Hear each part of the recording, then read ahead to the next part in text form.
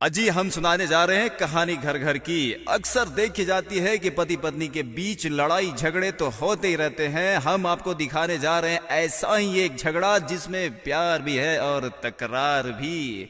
तो बस लग रही है लगातार हमारे साथ एंगल मिर्ची। ए स्मृति के पापा का हो?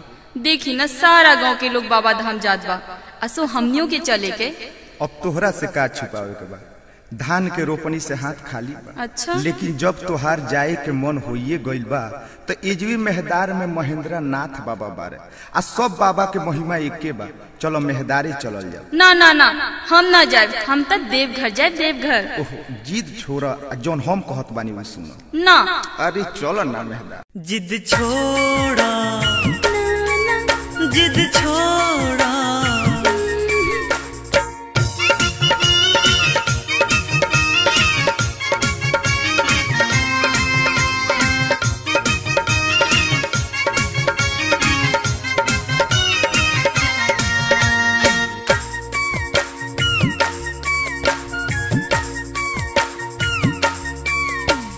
जनता बाजार ढोढ़नाथ बड़े, रानी गोरखपुर में बाबा गोरखनाथ बड़े।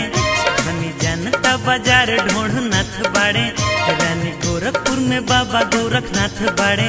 तो काहे जिद कैले बारू देव घर के? जिद छोड़ा,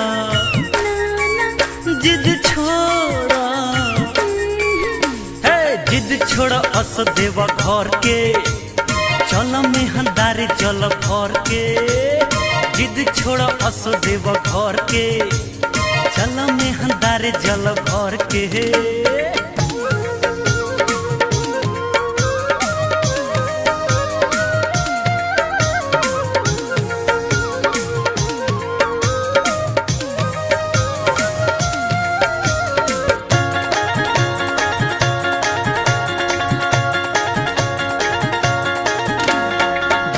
डगरिया कठिन होई जाई, पड़ी जाई पावे छला बड़ी छनछनाई।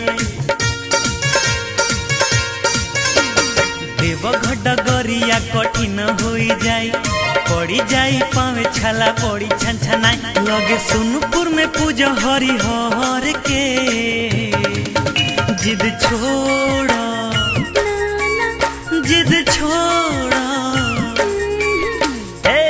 छोड़ा अस देव घर के। चल मेहंदारे जल भर के।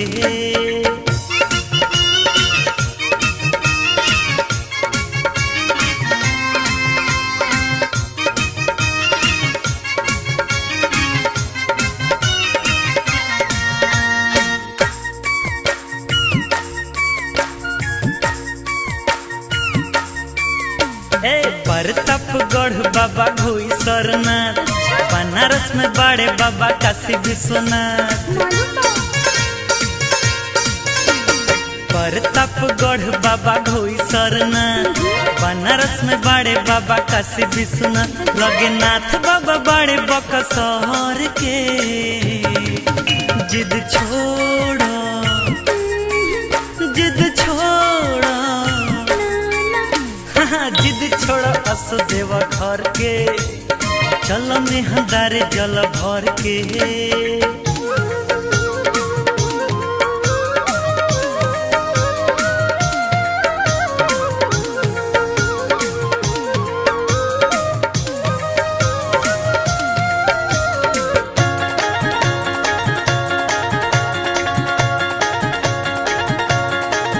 अरे मारकंडे महादेव जी कैथी में बाड़े, बलिया में भृगुनाथ के चल न दुआरे।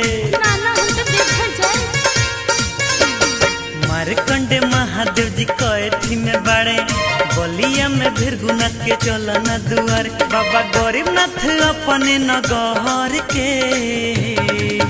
जिद छोड़ा, जिद छोड़ा, जिद छोड़ा अस देव घर के। चल मेहंदारे जल भर के। जिद छोड़ अस देव घर के। चल ढोढ़नाथ जल भर के। जिद छोड़ अस देव घर के। चल अरे राज जल भर के। चलो ठीक बा।